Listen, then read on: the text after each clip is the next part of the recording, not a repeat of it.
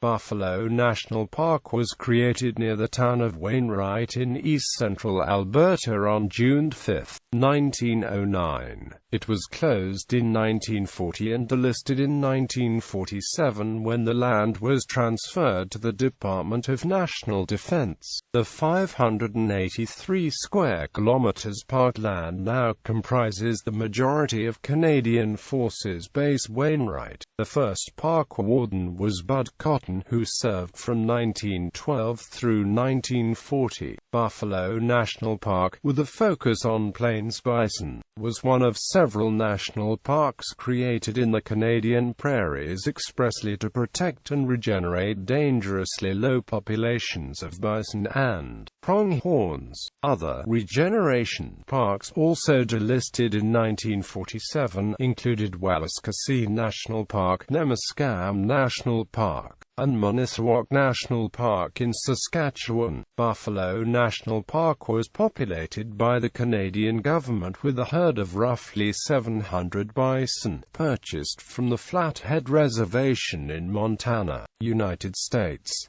The herd was transported to the new park by train.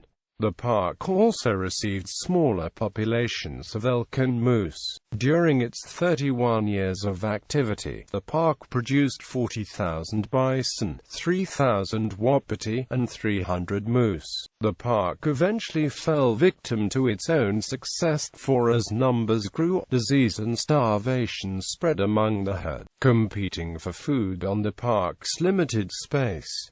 Sanctioned slaughters in the late 1910s brought public outcry. Culling continued on an annual basis thereafter, including the transfer or sale of bison to other parks, such as about 6,000 to 7,000 head sent to Wood Buffalo National Park during the 1920s. With its mission accomplished, the park was closed in 1940.